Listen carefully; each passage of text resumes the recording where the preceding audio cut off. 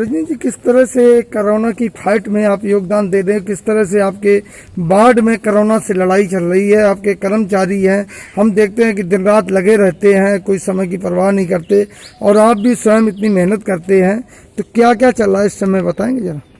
देखो, मैं सबसे पहले तो अपने सफाई कर्मचारी, पुलिस कर्मचारी और डॉक्टर सभी का बहुत बहुत धन्यवाद करती हूँ कि हम लोग घरों में बैठे हैं और वो हमारी देश के लिए सेवा कर रहे हैं, हमारी जनता के लिए सेवा कर रहे हैं और दिन रात मेहनत कर रहे हैं, अपने घरों में नहीं जा रहे, घरों से बाहर हैं। और सफाई कर्मचारी डेली आते हैं, सफाई करते हैं, लोगों के घरों से कूड़ा लेते हैं, इतनी मेहनत कर रहे हैं। इस कोरोना वायरस से वो हमारे लिए लड़ रहे हैं।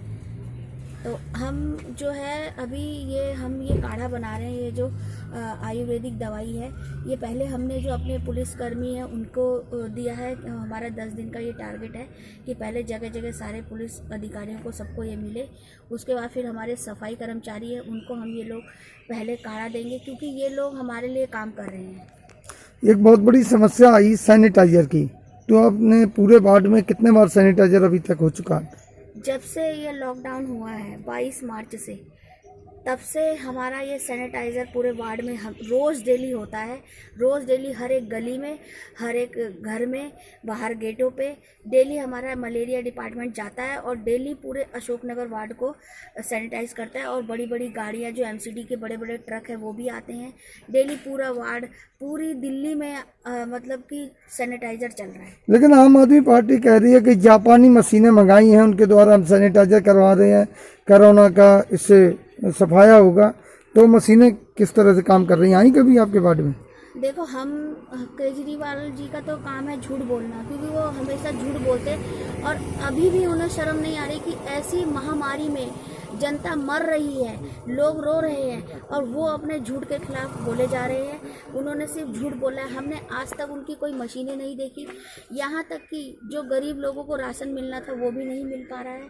लोग इतने परेशान हैं, इतने फ़ोन करते हैं, राशन आता है तो इनके कर्मचारी पता नहीं कहाँ गायब कर देते हैं राशन को, और लोगों को राशन नहीं पहुँच पाता, ना खाना पहुँच पाता है। आप देखिए, हर एक गली, हर एक मोहल्ले में भारतीय जनता पार्टी का हर एक कार्यकर्ता राशन बांट रहा है। अपनी तरफ से जिस कार्यकर्ता से जितनी मेहनत होती है वो सब लगे हुए हैं। और केजरीवाल के ना विधायक दिखाई दे रहे हैं, ना उनके कोई पार्षद दिखाई दे रहे हैं। विधायक तो हमें पता ही नहीं कि जब से ये लॉकडाउन हुआ है कि विधायक कहाँ है। और जनता इतनी परेशान है राशन के लिए, जो कि राशन केजरीवाल के हाथ में ही है। वो कहते हैं सिर्फ राशन कार्ड। अभी तो ऐसी महामारी है कि सबको राशन मिलना चाहिए। तो इस बारे में आपने कोई एक्शन लिया?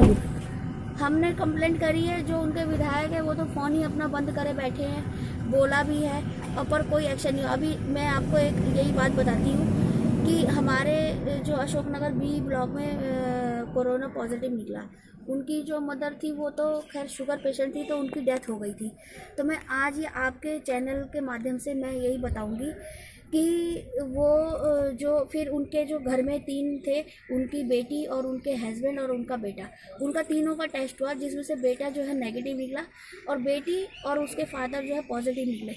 तो उनको ये मंडावली में कहीं फ्लैट में रखा गया।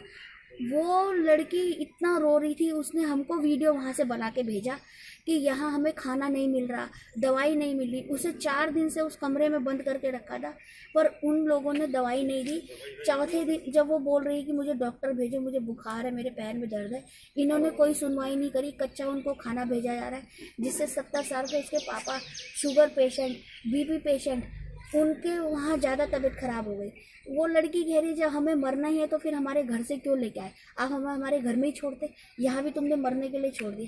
तो इनकी कोई व्यवस्था नहीं है। जब तुम लोगों को क्वारंटाइन कर रहे हो तो उनका ध्यान दिया जाए। अगर ठीक है, सबको अपनी जान की चिंता रहती है, हम ये नहीं कह रहे कि हर किसी को अपनी जान की परवाह। जी, एक सवाल हमारा है कि अभी अशोक नगर में ठेके खुलवाए गए, तो यहाँ न तो सोशल डिस्टेंसिंग देखने में आ रही है, ना कोई मतलब लॉकडाउन का पता चल रहा है कि लॉकडाउन है। अफरा तफरी सी मची हुई है, लोग निकल रहे हैं बेवजह और इतनी सोशल डिस्टेंसिंग का कोई ख्याल नहीं है। तो क्या कहना चाहेंगे, ठेके खोलने जरूरी थे क्या? देखो, केजरीवाल ने पहले तो उनको यहाँ पे पहले भी उनने ये जो हमारे भारत में जो कोरोना फैला, पहले इन्होंने जमातियों को बुलाया, इतने भीड़ में बुलाया। क्या उनको नहीं पता था कि लॉकडाउन था और देश की अर्थव्यवस्था फैलेगी? अब उन्होंने ये बीमारी और फैलने के लिए जो ठेके खोल दिए, क्या इसमें जनता की भी गलती है? अभी तो लोग कह रहे थे कि हम पे पैसा नहीं है, राशन नहीं है। आज ठेके खुले तो लोगों पे पैसा भी आ गया और दारू खरीदने के लिए पैसे आ गए और लाइन पे लगे हैं। तो इससे क्या बीमारी फैलेगी नहीं? केजरीवाल कहते हैं कि जी बीमारी में रहने की आदत डालो। मतलब तुम्हें बीमारी में रहने की आदत है तो पूरी जनता इसका पूरा सफ़र करेगी। तो ये तो उन्होंने देश की अर्थव्यवस्था बिगाड़नी है और लोगों को वो चाहते हैं कि जनता, लोग मरे, जनसंख्या कम हो। प्रधानमंत्री नरेंद्र मोदी जी ने लॉकडाउन रखा है, क्या उनको इस देश की अर्थव्यवस्था की चिंता नहीं है, लोगों की चिंता नहीं है? वो जनता के साथ ही नहीं कर रहे, वो सिर्फ अपने चुनाव में वोट बैंक कमाते हैं, उसके बाद अपना घर भरते हैं। अंत में चाहूंगा कि एक संदेश आप अपने वार्ड वासियों, क्षेत्र वासियों को दें कि किस तरह से संयम बना के रखें इस समय। मैं अपने अशोकनगर के सभी जनता से यही कहूँगी आपके चैनल के माध्यम से कि देखिए प्लीज़ आप जो माननीय प्रधानमंत्री नरेंद्र मोदी जी की बातों का पालन करें, सब घरों में ही रहें, स्वस्थ रहें और ये भी जो ठेके खुले हैं इनमें ना जाएं, क्योंकि देखो अगर आप लोग जाओगे तो बाहर बीमारियां फैलेंगी, फिर आप घर जाओगे, बच्चे हैं छोटे छोटे, तो उन सभी का ध्यान रखिए। ये केजरीवाल की बातों में ना आए। हमारे मोदी जी इतना काम कर रहे हैं, हमें देश बचाने के लिए वो कर रहे हैं। किसके लिए कर रहे हैं आप ये बताइए? मोदी जी किसके लिए कर रहे हैं? अपने लिए कर रहे हैं? देश के लिए कर रहे हैं। अगर ऐसे ही कितने प्रधानमंत्री आए गए, वो भी केजरीवाल की तरह आके बैठते तो जनता क्या कर लेती?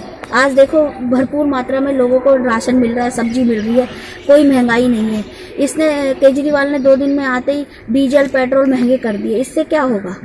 मोदी जी को देखिए आज आसानी से गरीब आदमी भी सब्जी ले पा रहा है इस महामारी में। तो यही सब चीज़ का ख्याल रखते हुए आप मोदी जी की बातों का पालन करें और घरों में रहें, स्वस्थ रहें। अगर आप घर में रहोगे तो स्वस्थ रहोगे।